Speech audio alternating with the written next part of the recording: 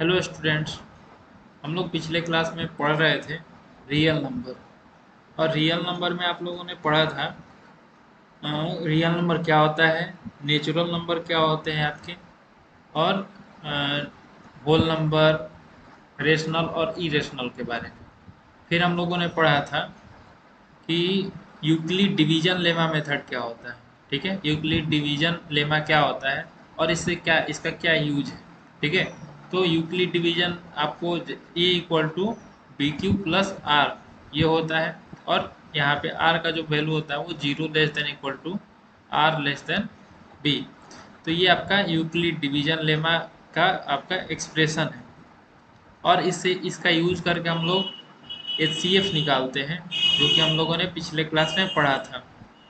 आज हम लोग एक्सरसाइज 1.1 के कुछ क्वेश्चंस करेंगे, जो कि ये है आपका फर्स्ट क्वेश्चन है, use Euclid division algorithm to find the HCF of 135 and 225। तो इसमें आपका देखिए ये 225 जो है वो ग्रेटर नंबर है, 225 इज ग्रेटर देन 135। ओके,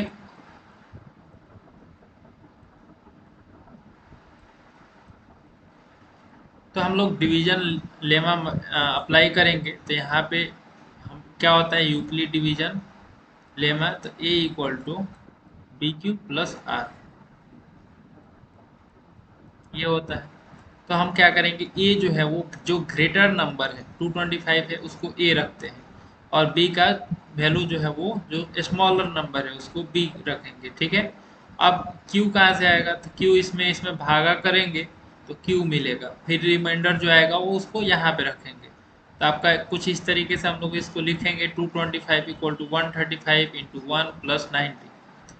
फिर यहाँ पे रिमाइंडर जो है वो जीरो नहीं है, हम लोग लिखेंगे now remainder 90 not equal to zero, thus again using division lemma for 90, मतलब 90 के लिए हम लोग डिवीजन लेमा अप्लाई करेंगे। तो हमको क्या मिलेगा 135, जो यहाँ पे डिवीजर है वो डिविडेंड के पोजीशन पे आएगा। फिर जो 90 है जो कि जीरो नहीं था, रिमाइंडर था, वो आएगा आपका डिवाइजर के प्लेस पे इंटू 1 + 45। फिर यहाँ पे फिर से रिमाइंडर जीरो नहीं आया, तो हम लोग का 45 नॉट इक्वल टू जीरो लिखेंगे, repeating the value step for 45 we get. तो 90 इक्वल टू 45 इंटू 2 + 0 ये होगा। Since the reminder is now zero and the divisor is 45, therefore HCF of this and this equal to 45। क्यों हुआ, क्योंकि ये जितने भी आपके एक्सप्रेशन है जैसे 225 135 एंड 90 और 135 एंड 90 और 45, इस सब का जो एचसीएफ होगा वो 45 ही होगा। ठीक है, फिर सेकंड क्वेश्चन है 196 एंड 38,220। यहाँ पे बड़ा कौन सा है, ये है, और छोटा ये है, तो ए का वैल्यू ये हो जाएगा। ठीक है, हम लोग फिर से हम लोग इसमें डिवीजन लेमा अप्लाई करेंगे। तो यहाँ पे आपका इसको लिखेंगे 38,220 को 196 इंटू 195 प्लस जीरो, यहाँ पे रिमाइंडर जीरो हो गया है, therefore H C F जो है वो 196 है। फिर नेक्स्ट क्वेश्चन है 867 एंड 225। यहाँ पे 867 बड़ा है, तो लिखेंगे कि in this question 867 is greater than 225। Let's apply now Euclid division algorithm on 867। तो 867 इक्वल टू होगा 225 इंटू 3 + 102। फिर यहाँ पे रिमाइंडर जीरो नहीं है, तो फिर से हम लोग डिवीजन लेमा अप्लाई करेंगे। तो यहाँ पे अब 225 जो है वो डिवाइजर है, जो कि अब डिविडेंड के पोजीशन पे होगा, और रिमाइंडर 102 है जो कि अब डिवाइजर के प्लेस पे होगा। तब हम लोग इसको भाग करेंगे इसमें इसमें, तो क्वेश्चन 2 होगा और रिमाइंडर 51 होगा, तो 51 रिमाइंडर होगा, तो ये जीरो नहीं है, तो फिर से हम लोग इसमें अप्लाई करेंगे डिवीजन लेवल। तो अब लिखेंगे 102, ये डिवाइजर के प्लेस से डिविडेंड के प्लेस पे आ गया 102, और 225 जो है वो उसको नहीं लिखेंगे, अब यहाँ पे रिमाइंडर जो है वो उसको डिवाइजर के प्लेस पे रखेंगे और डिवाइड करेंगे, तो क्वेश्चन 2 आएगा और रिमाइंडर अब की बार जीरो आएगा। Since the reminder is now zero and divisor is 51, therefore HCF is 51 होगा। ठीक है, फिर सेकेंड क्वेश्चन है show that any positive odd integer is of the form 6q+1 6q+3 and 6q+5 where q is some integer. यहाँ पे देखिए कि ये हमको दिखाना है कि पॉजिटिव ऑड इंटीजर जो है वो कुछ इस तरीके का होगा 6q+1 6q+3 और 6q+5 के टर्म। हम लोग यहाँ पे क्या करते हैं, एक पॉजिटिव इंटीजर मान लेते हैं a, ठीक है, और b का वैल्यू जो है वो हम लोग 6 रखते हैं। तो यूक्लिड डिवीजन एल्गोरिदम के हिसाब से अगर हम लिखेंगे इसको तो क्या होगा, a = 6q+r होगा। अब यहाँ पे q जो है वो ग्रेटर देन इक्वल टू 0 होगा क्योंकि a जो है वो पॉजिटिव इंटीजर है, और r जो है वो उसका वैल्यू होगा 0 से लेकर के 5 तक, क्योंकि डिवाइजर 6 है, ठीक है। तो रिमाइंडर क्या होता है, जो कि b से कम, डिवाइजर से कम होता है और 0 से बड़ा होता है, 0 हो सकता है और 0 से बड़ा होता है। Now substituting the value of r, अब हम r का वैल्यू बारी बारी से अलग अलग रखते हैं। जैसे कि अगर इफ r = 0 रखते हैं तो a = होगा 6q। उसी तरीके से 1 2 3 4 5 रखेंगे तो 6q+1 होगा, जब 1 रखेंगे तो 2 रखेंगे तो 6q+2 होगा, 6q+3 6q+4 एंड 6q+5 इसी तरीके से होगा। अब यहाँ पे देखिए कि अगर a जो है वो 6q+2 6q+4, तो ये जो है ये इवन नंबर है क्योंकि ये डिवाइड हो सकता है 2 से। देखिए इसको हम लोग 2 से डिवाइड करेंगे तो ये होगा 3q, ठीक है। अब यहाँ इसको डिवाइड करेंगे 2 से तो ये होगा 3q+1, और इसको जब आप 2 से डिवाइड करिएगा तो ये होगा 3q+2। तो ये सारा डिवाइड हो गया, यानी कि ये इवन नंबर है। एंड उसके बाद जब ये इवन नंबर है, ये ये ये सॉरी ये इवन नंबर है, तो बाकी जो बच गया वो क्या होगा, ऑड नंबर होगा क्योंकि कंसेक्यूटिव नंबर है। तो positive integer can be either even or odd. Therefore, any positive odd integer is of the form of cq+1, cq+3, cq+5। तो ये आपका प्रूफ हो गया। ऐसे ही करेंगे। फिर थर्ड क्वेश्चन है an army contingent of 616 members is to march behind an army band of 32 members in a parade. The two groups are to march in the same number of columns. What is the maximum number of columns in which they can march? तो ये बोल रहा है कि 616 members हैं और कोई army band है, उसका 32 मेंबर्स परेड में है, ठीक है। तो उसमें दो ग्रुप जो है वो बनाना है जो कि दोनों सेम हो। तो इसके लिए हम क्या करेंगे, और अ, उसमें सेम नंबर ऑफ कॉलम होने चाहिए, ठीक है, और सेम नंबर ऑफ रो होने चाहिए। तो number of army contingent member कितने हैं, 616, और बैंड मेंबर 32 है। तो इसका हम लोग अगर HCF निकाल देंगे तो हमको पता चल जाएगा। तो इन दोनों का HCF निकालेंगे तो क्या होगा, यूक्लिड डिवीजन एल्गोरिदम अप्लाई करेंगे तो 616 ग्रेटर देन 32, जो कि आपका इसको लिखेंगे 32 इंटू 19 प्लस 8, ठीक है। अब 8 जो है वो 0 नहीं है, तो हम लोग का जो ये डिवाइजर है अब हो जाएगा डिविडेंड के प्लेस पे, और रिमाइंडर जो है वो डिवाइजर के प्लेस पे होगा, ठीक है। तो 32 को क्या लिख सकते हैं, 8 इंटू 4 प्लस 0। तो यहाँ पे आपका रिमाइंडर 0 है, यानी कि HCF जो है वो 8 होगा। Hence the maximum number of columns in which they can March is 8। मतलब मैक्सिमम नंबर ऑफ कॉलम कितने हो सकते हैं, तो 8 हो सकते हैं। Use Euclid's division lemma to show that square of any positive integer is either of form 3m और 3m+1 for some integer m। बोल रहा है कि यूक्लिड डिवीजन लेमा का अप्लाई करके बताना है, प्रूव करना है कि कोई भी पॉजिटिव इंटीजर जो है वो 3m 3m+1 के फॉर्म में होगा। तो इसके लिए फिर से हम क्या करेंगे, एक पॉजिटिव इंटीजर एज्यूम कर लेंगे a, और b = 3 रखते हैं। तो अगर हम लोग का क्या होता है, Euclid's division lemma a = bq+r। यहाँ पे b इक्वल टू 3 रखा गया है, तो क्या क्या हो सकता है, r का वैल्यू 0 1 2 होगा। ठीक है, तो हम लोग a को क्या लिख सकते हैं, 3q, 3q plus 1, 3q plus 2। ठीक है, अब हम करते क्या है, अब यहाँ पे देखिए a 3q प्लस ये है। ठीक है, अब इसमें हम दोनों साइड क्या करते हैं, स्क्वायर कर देते हैं। तो यहाँ ए स्क्वायर इक्वल टू हो जाएगा 3q का होल स्क्वायर, फिर 3q प्लस 1 का होल स्क्वायर, फिर 3q प्लस 2 का होल स्क्वायर। यहाँ पे होगा a square equal to 9a square, 9q,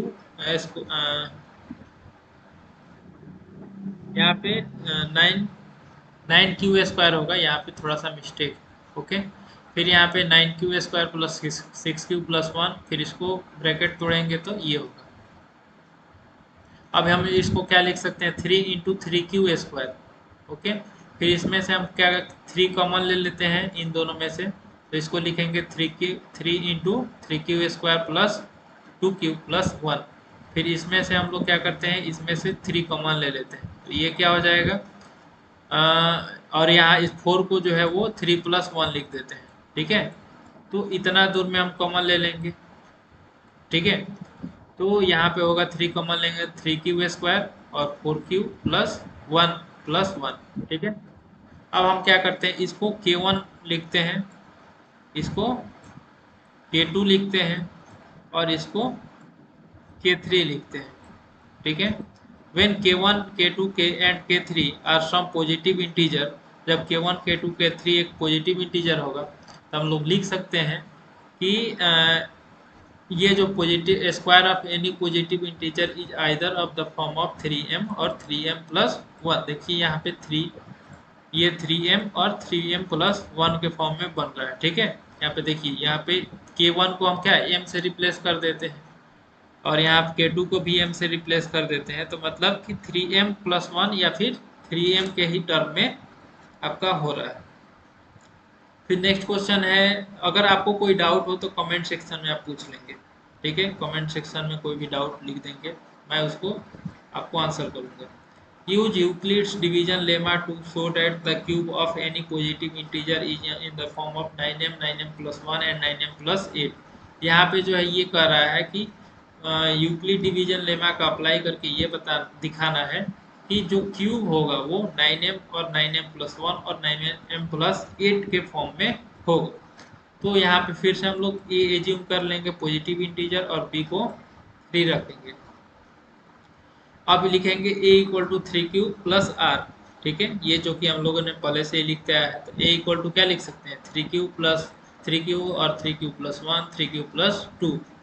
Therefore, every number can be represented as these 3 forms। ठीक है, तो फर्स्ट केस क्या हो सकता है, a इक्वल टू 3q, मतलब ए क्यू इक्वल टू 3q का होल क्यूब, हम लोग क्यूब कर रहे हैं यहाँ पे। तो यहाँ पे हो जाएगा, इसका क्यूब होगा 27, ए क्यूब इक्वल टू, अब यहाँ पे 27 है, तो 27 को क्या लिख सकते हैं, 9 इंटू 3 क्यू का, यहाँ पे थोड़ा सा मिस्टेक, यहाँ पे 27 क्यू क्यू है, तो यहाँ पे होगा आपका 9 इंटू 3q। ठीक है, अब इसको जो है हम क्या लिख सकते हैं, m लिख सकते हैं, तो यहाँ पे 9m होगा, where m is an integer such that m equal to 3q। ठीक है, m को हम लोग 3q से रिप्लेस कर देते हैं। केस 2 क्या है कि a equal to 3q plus 1, तो ये रखेंगे, तो यहाँ पे इसका क्यूब करेंगे, तो आप क्यूब पढ़े होंगे, a प्लस बी का होल क्यूब क्या होता है, a प्लस बी का होल क्यूब। मैं आपको बता देता हूँ अगर आपको नहीं पता है तो, ये होता है a cube plus 3a² b plus 3ab² plus b³। ठीक है, तो इस पर हम लोग सॉल्व करेंगे, तो यहाँ पे होगा 27q³ plus 27q² plus 9q plus 1। अब यहाँ पे हम क्या करते हैं, 9 कॉमन ले लेते हैं, और यहाँ पे 1 बाहर रहेगा, तो यहाँ पे 9 कॉमन ले लेंगे इसमें, तो 9 3 27 क्यूब क्यूब, फिर 9 3 27 मतलब यहाँ पे 3 क्यू² होगा, फिर 9 1 जा 9 यानी कि क्यू यहाँ पे होगा, फिर +1, तो ये होगा ए क्यू इक्वल टू 9m+1। फिर where m is an integer such that m equal to this. अब यहाँ पे m क्या वैल्यू क्या हो गया ये, अब हम लोग m को रिप्लेस कर देंगे तो क्या हो जाएगा, ए क्यूब को हम लिख सकते हैं 9m+1। फिर केस 3 आपका वेन a इक्वल टू 3 क्यूब+2, तो यहाँ पे दोनों साइड क्यूब करेंगे तो ये हो जाएगा आपका a cube equal to 27 q plus 54 क्यू² प्लस 36 क्यू+8। ठीक है, इसी फार्मूला पे हम लोग क्यूब करेंगे। तो यहाँ पे 9 कॉमन फिर से ले लेते हैं, तो 9 कॉमन लेंगे तो 9 3 जा 27 क्यूब, 9 6 जा 54 क्यू², फिर 9 4 जा 36 क्यू+8। अब इसको क्या करते हैं, इसको हम लोग m से रिप्लेस कर देते हैं, तो अब ए क्यूब इक्वल टू 9m+8, यानी कि हम लोग कह सकते हैं कि अगर कोई भी संख्या का क्यूब होगा तो वो हम लोग लिख सकते हैं 9m+8, 9m+1 एंड 9m के टर्म में। ठीक है, तो ये आपका प्रूव हो गया। तो अब हम लोग चलते हैं आगे। ठीक है, नेक्स्ट है आपका 1.3 फंडामेंटल थ्योरम ऑफ अर्थमेटिक। इसमें हम लोग पढ़ने वाले हैं कैसे जो है वो फैक्टराइजेशन करेंगे। ठीक है, तो ये चलिए देखिए यहाँ पे एक है 32,760। ठीक है, इसका फैक्टर क्या होगा, इसको हम लोग जैसे कि ये आप पढ़े होंगे फैक्टर निकालने का इस तरीके से 32,760। ठीक है, यहाँ पे 2 से डिवाइड करेंगे तो यहाँ पे होगा 16,380। फिर ये हो जाएगा 2 8 जा 16, फिर यहाँ पे 2 1 जा 2, फिर यहाँ पे 9, फिर 0।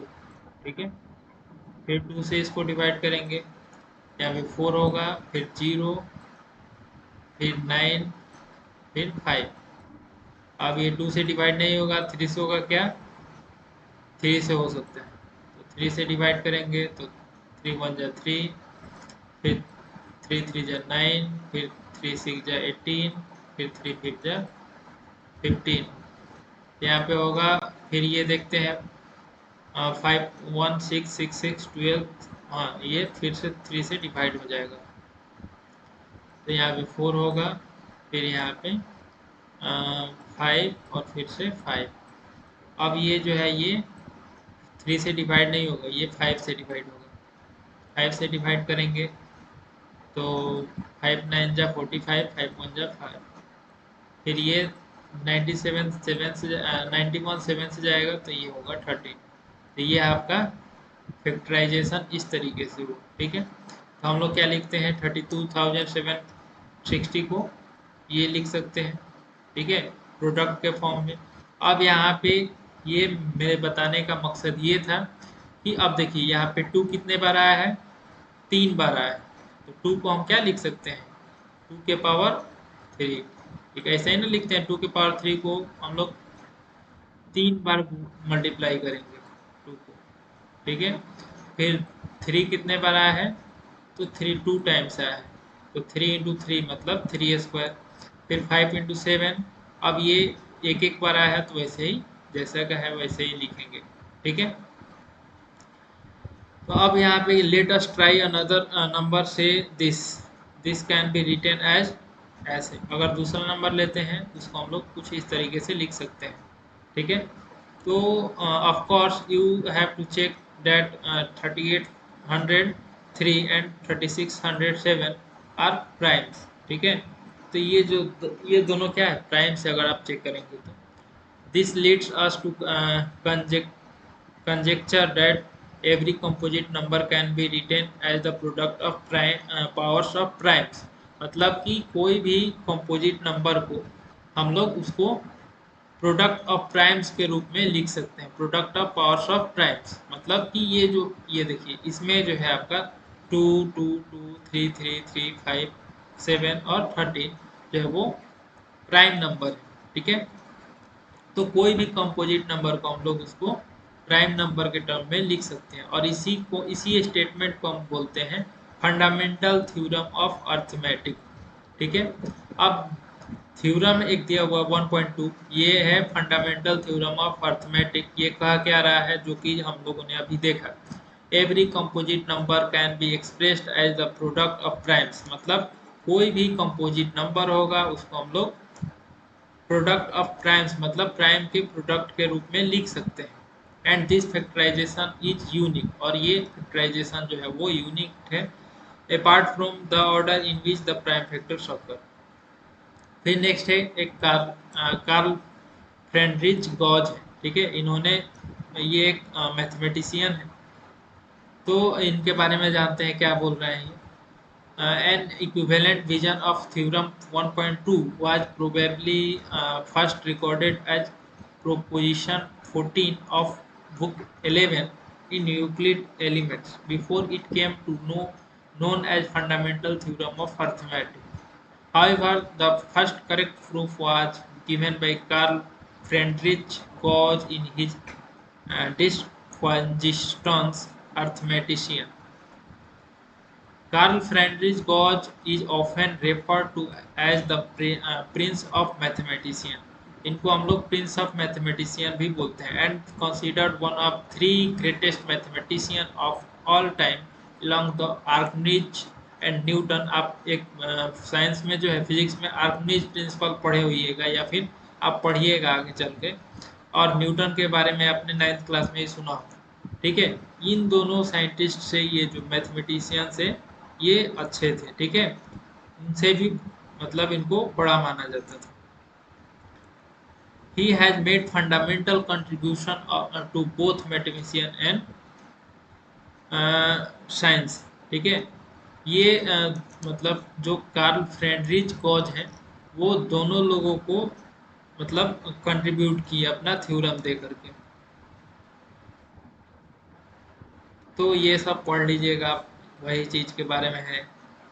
फिर नेक्स्ट है आपका the prime factorisation of natural number is unique except for order of its factor. मतलब इसके फैक्टर, इसको ऑर्डर के रूप में हम लोग लिखते हैं, जैसे कि सबसे स्मॉलेस्ट जो प्राइम फैक्टर है उसको पहले लिखते हैं, फिर उसके बाद उससे बड़े वाले को, फिर उसके बाद उससे बड़े वाले को, और इसको फिर उसके बाद पावर में लिखते हैं, जैसे कि 2 के पावर 3। अब मान लीजिए कि ये 10 बार रहता है 2, तो 2 के पावर 10 लिखेंगे। ठीक है, ये शॉर्ट टर्म। तो ये यूनिक है। एग्जाम्पल है, इसको देखते हैं। Consider the number 4n where n is natural number. Check whether there is any value of n for which 4n ends with the digit 0। मतलब ये बोल रहा है कि 4n 4 के पावर n है और n नेचुरल नंबर है, तो देख ये चेक करना है कि 4 के पावर n जो है वो जिसका डिजिट जो है वो 0 होना चाहिए, इन जो करेगा। तो हम लोग यहाँ पे क्या करेंगे, 4 के पावर n को 4 के पावर n को हम क्या लिख सकते हैं, 2 के पावर 2n, 2 के पावर 2 फिर इसके पावर n, 4 को इतना लिख सकते हैं। अब हम लोग इंडिसेस पढ़े हुए हैं, पावर एंड इंडिसेस, तो यहाँ पे 2 के पावर ये 2n होगा। Then it would be divisible by 5। तो यहाँ पे बोल रहा है कि अगर इंड बिट 0 होगा तो उसका मतलब ये हुआ कि वो 5 से डिविजिबल होगा। जैसे मान लीजिए 10 है या फिर सपोज 20 है, तो 20 क्या है, 4 से डिविजिबल है ना। तो 4 से डिविजिबल है, तो ये 5 से भी डिविजिबल है, मतलब ये 4 से डिविजिबल है और इंड कर रहा है 0।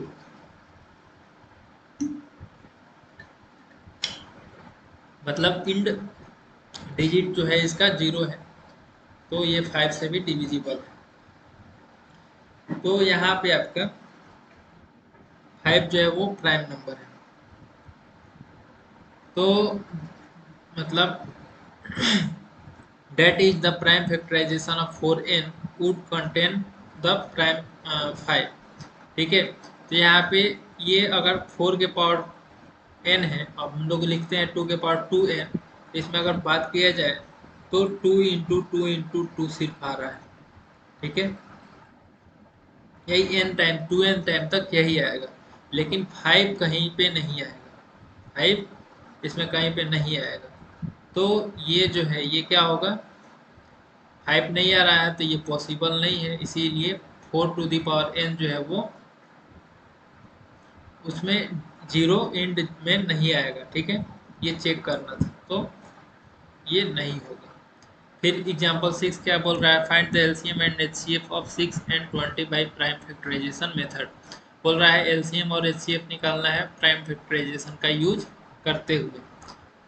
तो 6 को हम लोग क्या, 6 का प्राइम फैक्टराइजेशन अगर करते हैं तो 6 को क्या लिख सकते हैं, 2 और 3। फिर 20 के लिए क्या होगा, उसके लिए निकालेंगे तो यहाँ पे होगा 2, यहाँ पे फिर 10, फिर 2 फिर 4 10। तो हम लोग लिख सकते हैं 6 इक्वल टू 2 के पावर 1 इंटू 3 के पावर 1। फिर 20 को लिखेंगे 2 इंटू 5, तो 2 स्क्वायर इंटू 5 के पावर 1। तो एचसीएफ क्या होगा 6 और 20 का। अब इसमें जो दोनों में कॉमन है, जैसे इसमें 2 है इसमें भी 2 है, तो जो दोनों में कॉमन है उसको लिख लेंगे। तो 2 जो है वो एचसीएफ होगा एलसीएम के लिए, मतलब कि जिसका पावर ग्रेटेस्ट है, मतलब 2 का पावर क्या है, यहाँ पे 2 है, यहाँ पे 2 का पावर 1 है, तो जो ग्रेटेस्ट पावर है उसको लिखते हैं, तो 2 के पावर 2 लिखेंगे। फिर जो बच गया दोनों में, जैसे इसमें 3 बच गया और इसमें 5 बच गया, तो इस 3 और 5 को भी लिख लेंगे। तो ये होगा 60, यानी कि एलसीएम ऑफ 6 और 20 क्या होगा 60। तो यहाँ पे बताया है कि क्या होता है एचसीएफ फैक्टराइजेशन मेथड में। तो बोल रहा है product of smallest power of each common prime factor in number, मतलब जो स्मॉलेस्ट पावर होगा दोनों में कॉमन, वो आपका एचसीएफ होगा।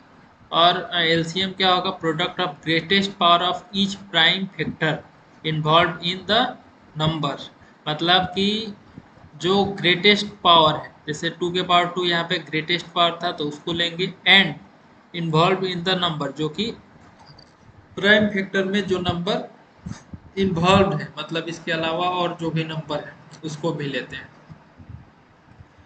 तो इस तरीके से हम लोग एचसीएफ और एलसीएम निकालते हैं, ठीक है। फिर नेक्स्ट जो है वो एक है H C F A comma B into L C M A comma B equal to A into B होता है, मतलब कि product of H C F and L C M जो है वो प्रोडक्ट ऑफ नंबर्स के इक्वल होता है, ठीक है, ये आपको याद रखना है। फिर find the H C F of 96 and 404 by prime factorisation method. ये बोल रहा है प्राइम फैक्टराइजेशन मेथड का यूज करके इसका एच सी एफ निकालना है और फिर उसका एल सी एम भी निकालना है। तो हम लोग सबसे पहले 96 का प्राइम फैक्टराइजेशन निकालेंगे। तो 96 का प्राइम फैक्टर निकालिएगा तो आएगा 2 के पावर 5 इंटू 3, ठीक है। आप लोग निकाल के ट्राई करिएगा इसको और आप लोग कमेंट सेक्शन में बताइएगा कि ये 96 का प्राइम फैक्टराइजेशन ये आ रहा है या नहीं, ठीक है। फिर 404 का प्राइम फैक्टराइजेशन निकालिएगा तो 2 स्क्वायर इंटू 101, 101 क्या है आपका एक प्राइम नंबर है, ठीक है। अब इसका एचसीएफ क्या होगा, आप जल्दी से बताइए क्या होगा। यहाँ पे लोएस्ट पावर किस में है, 2 के पावर 2 में, यानी कि एचसीएफ जो है वो 2 के पावर 2 होगा और इक्वल टू, तो 2 के पावर 2 को 4 लिख सकते हैं। एलसीएम क्या होगा, तो एलसीएम इसने क्या किया है, पहले एचसीएफ निकाला है इस फार्मूला पे, ऐसे भी आप निकाल सकते हो। यहाँ पे ग्रेटेस्ट पावर क्या है 2 के पावर 5 इंटू 101, ठीक है। तो ये आपका एचसीएफ होगा, एलसीएम होगा। फिर एलसीएम के लिए एक मेथड और है, यहाँ पे LCM of A B equal to product of number divide by HCF, HCF से डिवाइड कर देंगे तो भी निकल जाएगा। तो 96 इंटू 404 डिवाइड बाई 4, तो ये होगा 9696। फिर एग्जांपल 8 है, find the HCF and LCM of 6, 72 and 122 using the prime factorisation method, मतलब ये है कि आपका एचसीएफ और एलसीएम निकालना है 6, 72 और 120 का। अब यहाँ पे अभी तक 2 नंबर्स हम लोगों ने पढ़ा था, यहाँ पे 3 नंबर्स आ गया। तो 6 का प्राइम फैक्टर क्या होगा, 6 को लिख सकते हैं 2 इंटू 3, एंड 72 को लिखेंगे 2 के पावर 3 इंटू 3 के पावर 2, फिर 120 को 2 के पावर 3 इंटू 3 इंटू 5। अब यहाँ पे स्मॉलेस्ट पावर क्या है भाई, तो यहाँ पे देखिए 2 है, इसमें 2 के पावर 3 है, इसमें 2 के पावर 3 है, लेकिन 2 सब में होना चाहिए, यानी कि हम लोग एक 2 ले लेंगे, ठीक है। फिर 3 देखेंगे तीनों में है कि नहीं है, तो तीनों में है। सबसे लोएस्ट पावर क्या है, 1 है, तो इंटू 3। अब यहाँ पे और कुछ नहीं है, इसमें इसमें भी कुछ नहीं है, इसमें 5 है, तो 5 को नहीं लेंगे। CF में सिर्फ जो स्मॉलेस्ट पावर होता है उसको लेते हैं और तीनों में कॉमन होना चाहिए। तो HCF आपका 2 इंटू 3 6 हो जाएगा। फिर LCM के लिए क्या करेंगे, LCM यहाँ पे आपका सबसे हाईएस्ट कौन सा है, 2 के पावर 3 है, 2 के पावर 3, तो 2 के पावर 3 एक ले लेंगे। फिर 3 में कौन सा हाईएस्ट है, 3 स्क्वायर हाईएस्ट है, तो 3 स्क्वायर ले लेंगे। फिर उसके बाद कौन कौन सा नंबर बच गया है, तो 5 बच गया है, तो हम लोग यहाँ पे इंटू 5 से मल्टीप्लाई करेंगे, तो ये होगा 360। अगर इसको चेक करना है कि ये सही है या गलत है, तो हम लोग क्या करते हैं, यहाँ पे देखिए, यहाँ पे एक चीज़ दिया हुआ है कि 6 into 72 into 120 equal to HCF into this and this, ठीक है। मतलब ये प्रोडक्ट और इसका HCF और LCM इक्वल नहीं होगा, ठीक है। So the product of 3 numbers is not equal to the product of HCF and LCM। अगर ये इक्वल नहीं हुआ तो आपका ये the product of 3 numbers is not equal to ये होगा, ठीक है। तो नेक्स्ट है आपका एक्सरसाइज 1.2, आप लोग इसको करेंगे। तो आज के क्लास में हम लोग इतना ही रहने देते हैं। Thank you.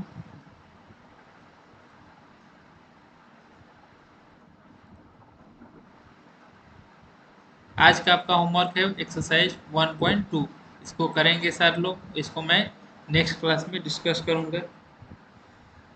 Okay bye, thank you.